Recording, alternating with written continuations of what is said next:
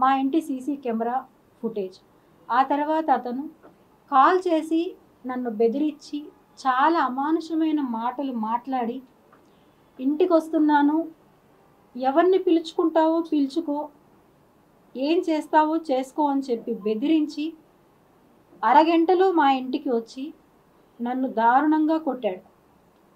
కొట్టి అక్కడ మిద్ది పైన కెమెరా లేదు కాబట్టి ఆ ఫుటేజ్ నేను ఇవ్వలేకపోయాను. నేను కొట్టి తిరిగి అతను ఎంతో హుందాగా మా ఇంటి మెట్లు దిగి అతను వెళ్ళాడు.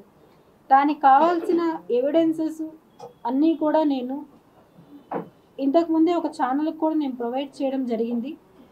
మళ్ళీ ఇప్పుడు కూడా నేను ఒక్కసారి ఆ వాయిస్ రికార్డు వినిపిస్తాను.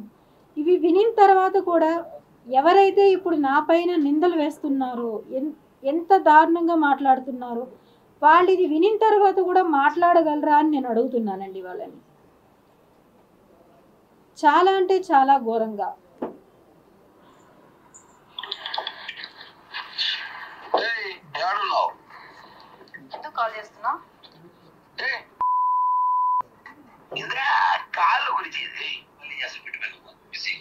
ఒకసారి డేట్ కూడా నోట్ చేసుకోండి, 27th.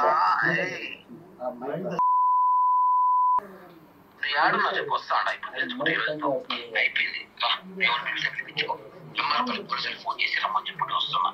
ఏంటి పెద్ద పూకర్లు ఏమైనా డబ్బు నీ కాలు నేను నాకినా నీ కాలు నేను పట్టుకే ఏడ్రా నువ్వు రారా నా దగ్గర రా. హలో ఏంది మీ నీ బాధ?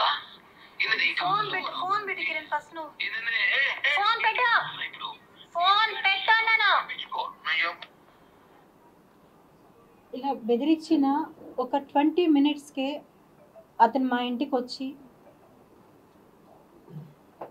ఈ ఫుటేజ్ మీరు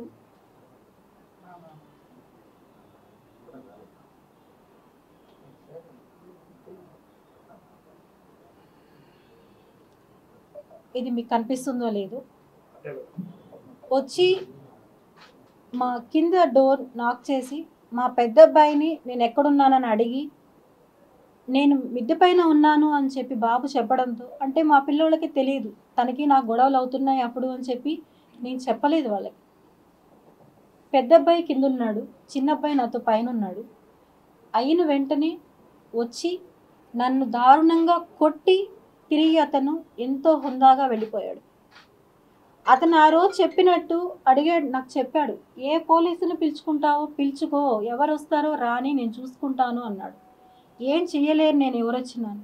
అతనికి ఆ ధైర్యం ఎలా వచ్చింది అంటే, అతను కాన్ఫిడెంట్గా చెప్తాడు, నా వెనకాల జనసేన ఉంది, పవన్ కళ్యాణ్ గారు ఉన్నారు, నాదెండ్ల మనోహర్ గారు ఉన్నారు నా వెనకాల ఎవరేమంటారు వాళ్ళని, వీర మహిళలు ఉన్నారు నా వెనకాల అంటున్నాడు.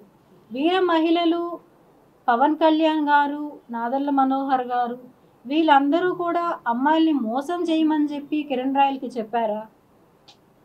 అమ్మాయిల్ని పవన్ కళ్యాణ్ గారు చాలా దృఢంగా చెప్పారు, ఎక్కడ ఆడపడుచు కష్టం వచ్చినా నేను నిలబడతాను అని. నేను 2 రోజులుగా పోరాడుతున్నాను. నిన్న ఒక నోటీస్ విడుదల చేశారు, పార్టీకి దూరంగా ఉండాలి కిరణ్ రాయల్ అని చెప్పి. అంతే తప్ప నాకు సపోర్టుగా ఇంతవరకు ఎవ్వరు కూడా ఒక్క కాల్ కూడా నాకు రాలేదు. అతను నన్ను ఇంత ఘోరంగా మాట్లాడుతున్నాడు, అవమానిస్తున్నాడు, ప్రాణహాని ఉంది, నా బిడ్డల్ని చంపేస్తానని బెదిరిస్తున్నాడు, రోడ్లో వెళ్తే యాక్సిడెంట్ చేపి చంపేస్తానంటున్నాడు. ఏవి కానీ రాలేదు. ఇంకొకటి, అతను చాలా ఒక మీడియాతో, ఆ మీడియా ఏదో కూడా నాకు తెలియదు, చెప్పాడు, చూపెట్టి బాండ్స్ చేతిలో పెట్టి చూపించేసి లాక్కొని తీసుకునేశాడు. మీరు గమనించారో లేదో బాండ్స్ అన్ని, ఇది దాని జిరాక్స్ కాపీస్. 2013 నుంచి మాకు కాంటాక్ట్ ఉంది. 2015-16లో అన్నీ తెగిపోయాయి బంధాలు. డబ్బులకి ఎటువంటి ఇది లేదు, క్లియర్ అయిపోయి ఆ అమ్మాయికి సెటిల్ చేసి పంపించేశాము అన్నారు. 9 years తర్వాత, ఆల్మోస్ట్ 10 years తర్వాత ఇప్పుడు మళ్ళీ ఆ టాపిక్ తీసుకొచ్చారు, డబ్బులకు అమ్ముడు పోయి అని చెప్పారు. డబ్బులకు అమ్ముడు పోయి నేను చేసుంటే 2023లో నాకు ఈ బాండ్ ఎందుకు రాయించాడు? తాను స్వహస్తాలతో, మీరందరూ చూసుంటారు, అతను నాకు డబ్బులు ఇస్తున్నాడు, నేను తీసుకుంటున్నాను వీడియో, నేను ఇచ్చాను, తెలియకుండా నా మనుషుల దగ్గర వీడియో తీపిచ్చాను, ఆంధ్రజ్యోతి పేపర్లో డేట్ చూడండి అన్నాడు. 2023 డేట్. 2023లో నాకు అతను ఎందుకని ఇవ్వాల్సి వచ్చింది? ఇది ఏ ప్రెస్ వాళ్ళన్నా అడిగారా? ఏ పొలిటికల్ వాళ్ళైనా అడగగలిగారా? లేదు. ఎందుకని? పార్టీ ఇప్పుడు వాళ్ళది ఉందని అంటున్నారా? ఎందుకని? ఒక మహిళకు అన్యాయం జరుగుతుంటే ఎవరూ సపోర్ట్ రాకుండా నాకు న్యాయం ఎవరూ చేయలేకపోతున్నారు. అతను మాట్లాడే మాటలకి అందరూ వెనకాలండి కామెంట్స్ చేస్తున్నారు, నన్ను తప్పుగా మాట్లాడుతున్నారు. నేను చేసిన తప్పు, అతన్ని నమ్మడం నేను చేసిన తప్పు. నేను అందరి ముందు నేను ఒప్పుకుంటున్నాను, నేను అతను నమ్మడం నేను చేసిన తప్పు. 2015లో క్లియర్ అయిపోయిందని చెప్పిన అతను ఎందుకు ఇవ్విచ్చాడు? ఎందుకు 2025కి 26కి నాకు 2 చెక్స్ ఇవ్వడం జరిగింది? ఎందుకని ఇచ్చాడు నాకు ఇవి? లావాదేవీలు లేవు అని చెప్పాడు ఆర్థికంగా, ఎందుకు జరిగాయి ఇవి? 2015లోనే ముగిసిపోయి ఉంటే 2023న 2022 ఈ వీడియో మీరైతే చూసారంటే, నేను అతను నా పిల్లలతో సహా మేము బయట ఉన్నప్పుడు ప్రెస్ మీటింగ్లో ఈ మొబైల్తోనే షూట్ చేయబడిన వీడియో ఇది. అతను ప్రెస్ వాళ్ళతో మాట్లాడుతుండగా నేను తీసిన వీడియో ఇది. కావాలంటే మీరు నా మొబైల్ చెక్ చేసుకోవచ్చు, ఇందులో నుంచి తీసామా లేదా అనేది కూడా మీరు చెక్ చేసుకోవచ్చు. అలాంటప్పుడు అతను 2022లో కూడా ఎందుకు నాతో కాంటాక్ట్లో ఉన్నాడు? అతను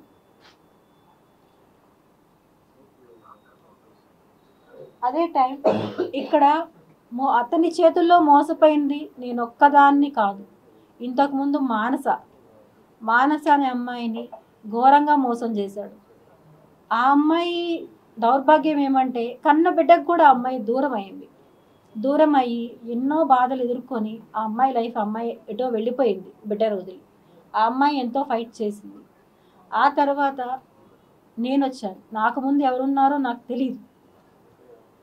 నేను నా సమస్యల మొదటైన కారణమైన మహిళ ఎవరైతే ఉన్నారో ఆ అమ్మాయికి వాళ్ళ ఇంటికి వెళ్ళి నేను చెప్పాను, వాళ్ళ పేరెంట్స్తో నేను చెప్పాను, ఇలా అతను మంచివాడు కాదు, మీ అమ్మాయి మోసపోతుంది అని నేను వెళ్ళి వాళ్ళ ఇంటికి చెప్తే, ఆ అమ్మాయి ఆ రోజు నాతో అంది, లక్ష్మి అది నా ఇష్టం, నువ్వెందుకు మా ఇంటికి వెళ్ళి చెప్పావు, నువ్వు వెళ్ళి చెప్పడం తప్పు కదా అని నన్ను ఆ అమ్మాయి ఆ రోజు క్వశ్చన్ చేసింది.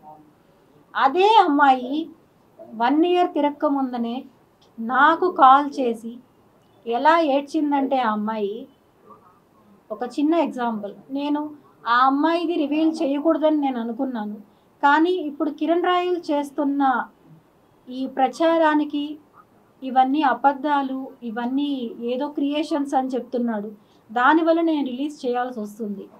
దయచేసి ఆ అమ్మాయి నన్ను క్షమించాలి అని నేను కోరుకుంటున్నాను. నేను మీ వెనుక భూమన కరుణాకర్ రెడ్డి గారు కానీ అభినయ్ రెడ్డి గారు కానీ ఉండి చేపిస్తున్నారా? నాకు ఏ పార్టీలతోనూ సంబంధం లేదండి, నాకు ఏ పార్టీలతోనూ సంబంధం లేదు, నాకు ఎవరూ తెలియదు కూడా. నేను ఎవరితో మాట్లాడాలని నేను అనుకోవట్లేదు. నేను ఒంటరిగా పోరాటం చేస్తున్నాను, ఒంటరి పోరాటం చేస్తూనే అడుగుతున్నాను. నేను ఎక్కడ ఆడపడుచున్నా నిలబడతానన్న పవన్ కళ్యాణ్ గారిని, జగన్మోహన్ రెడ్డి గారిని, చంద్రబాబు నాయుడిని ముగ్గురిని అడుగుతున్నాను. నేను నాకు న్యాయం జరిగేలాగా చెయ్యండి, నాకు అండగా నిలబడండి. నేను ఒంటరి మహిళని, 2 బిడ్డలను పెట్టుకొని ఉన్నాను, నాకు ఎప్పుడు ఏం జరుగుతుందో తెలియదు, అతను ఎవరిని పంపించి నన్ను చంపిస్తాడో నాకు తెలియదు. నేను చనిపోయినా కూడా, నన్ను అతను చంపేసినా కూడా నా బిడ్డలకి న్యాయం జరిగేలాగా చెయ్యాలని చెప్పి చేతులెత్తి నేను అర్థిస్తున్నా. నేను అందరినీ నేను దయచేసి 3 రాజకీయాల్లో ఎవరైనా సరే నాకు న్యాయం జరిగేలా చేయండి. ప్రజలు చేస్తారా, అది పోలీసులు చేస్తారా, మీడియా చేస్తారా అనేది కాదు, నాకు న్యాయం జరిగేలాగా చేయాలని చెప్పి నేను అందరినీ అర్థిస్తున్నాను. నేను అలాగే ఇలాంటి నీచుణ్ణి మాత్రం దయచేసి వదలొద్దండి అని చెప్పి కూడా చెప్తున్నా. ఇంకా ఎంతమంది జీవితాలు నాశనం చేస్తాడు ఇలాంటి వాళ్ళు.